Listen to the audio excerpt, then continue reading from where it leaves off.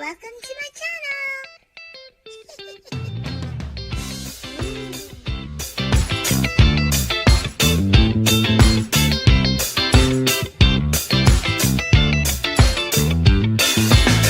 I've been working my knee sore. I've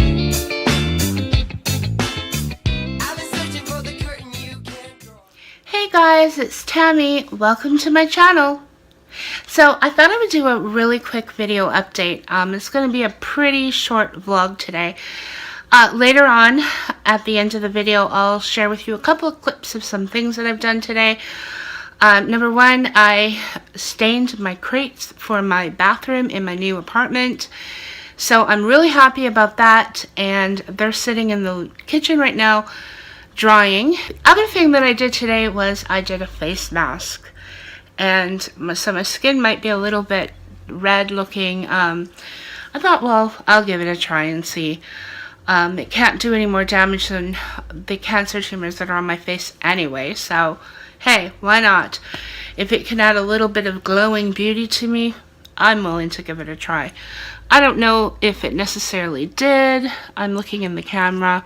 Well, it looks awfully red and blotchy, but it always looks red and blotchy. But it does feel a little bit better. It feels tighter and not as dry, I guess. So it did help a little bit.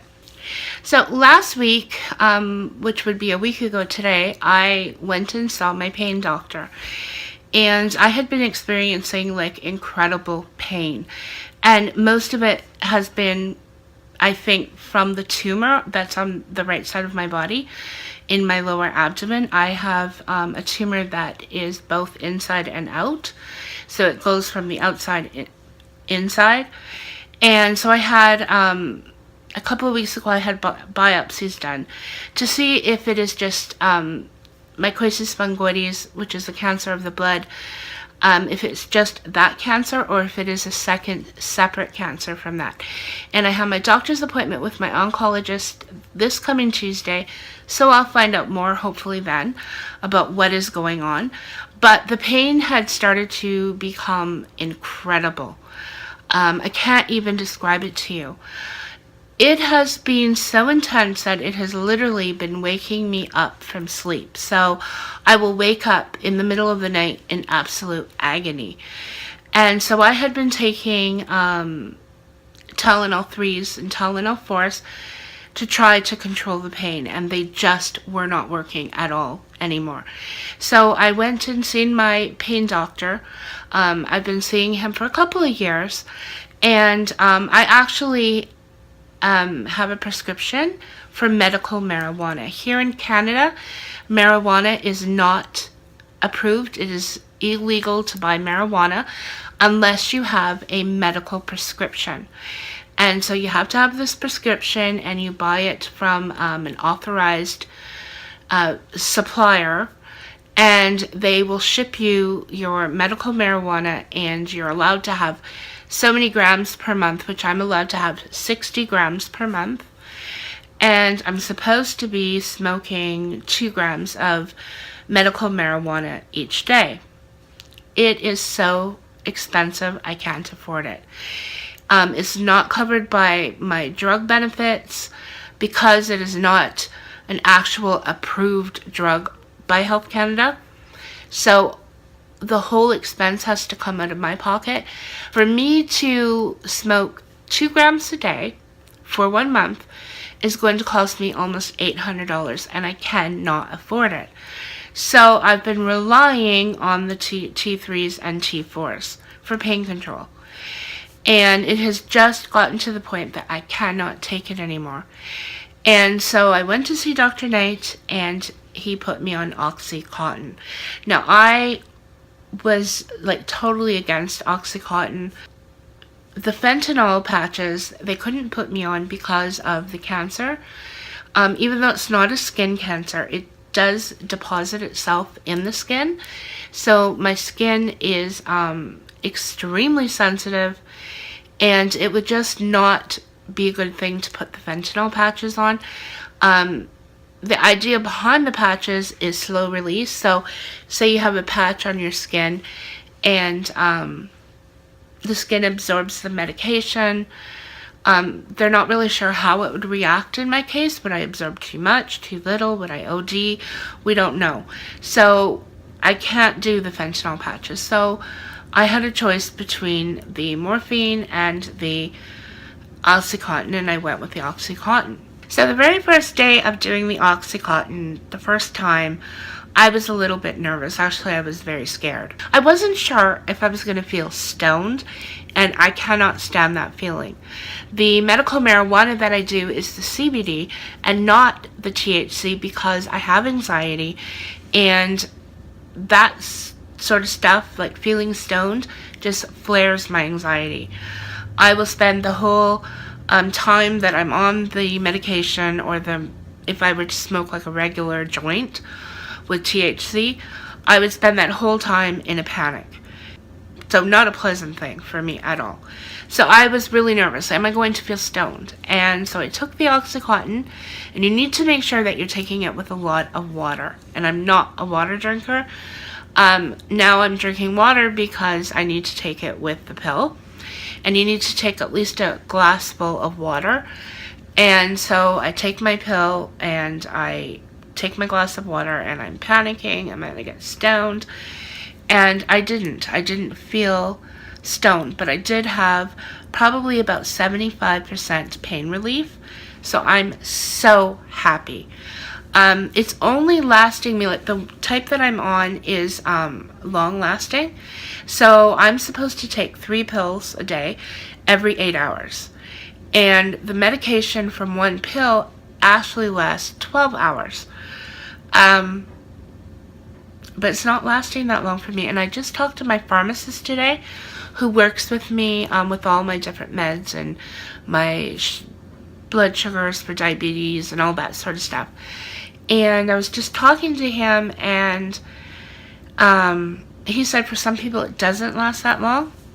But we're going to keep me at the level that I'm on, or starting off on.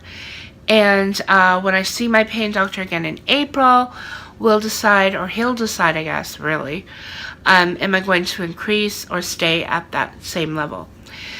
So right now, I'm really happy that I'm getting at least 5 to 6 hours of pretty well pain-free. And today did a few things that normally I couldn't do.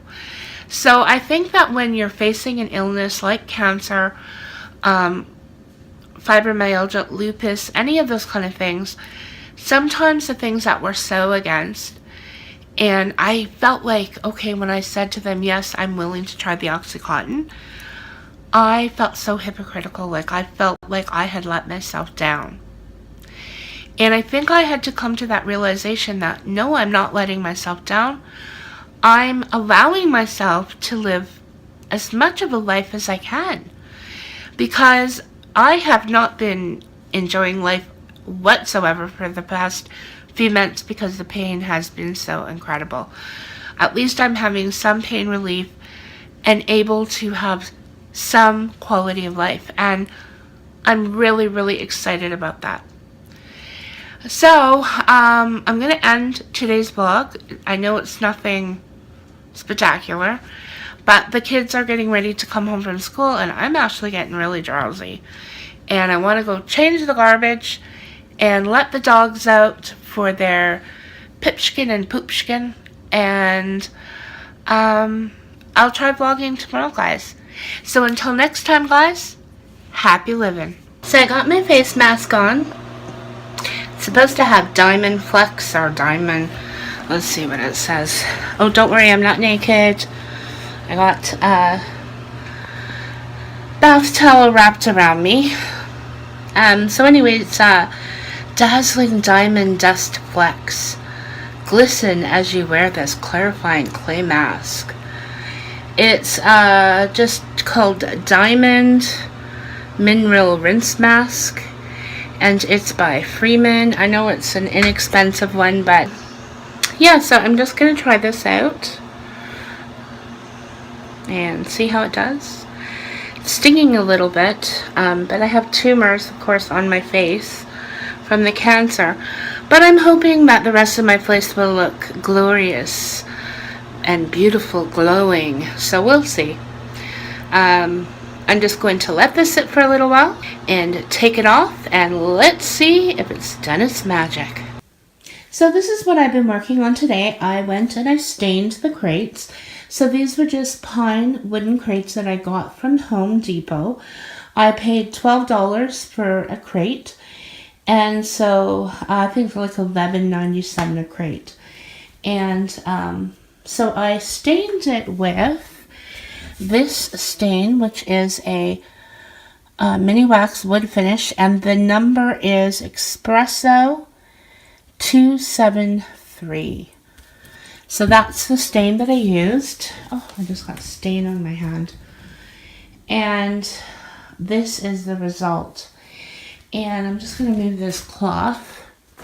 But look how beautiful that transition from the light stain, or the light wood color, into the dark. Absolutely beautiful. And to me it looks old and vintage, and I'm so happy with them. Oh, I love it. So I don't know exactly which way I'm going to hang them in the bathroom yet. But when I'm going to hang them, I'm going to do an actual DIY video on hanging them. And, but to stain them, all you do is I just lightly sanded down any areas that needed sanding, because they're crates, they're not designer furniture or anything like that. So the finish on them is a little bit rough. And I wanted to keep some of that roughness. I wanted to retain some of that vintage feel, I guess. And so I just lightly sanded down certain areas, especially like in the handle area here needed some sanding, and where there was some little wood slivers showing, I just went and lightly sanded it with an 80 grit sandpaper. And then I just went and applied the stain with a foam brush. And then I let it sit for about 15 minutes, and then I came along with a cloth and I just wiped off excess stain, and that was the result. So I'm very happy with it. If you remember, last week I did a video on my new apartment tour, my empty apartment, and I showed a clip of my idea in the bathroom. And I showed a little picture-in-picture of the wood crate shelving. So that's what I'm going to be doing. And I've got the crates all ready to go. I'm really super excited. And I think it's going to look really beautiful. So when I'm ready to hang those, I'll be doing a video on that.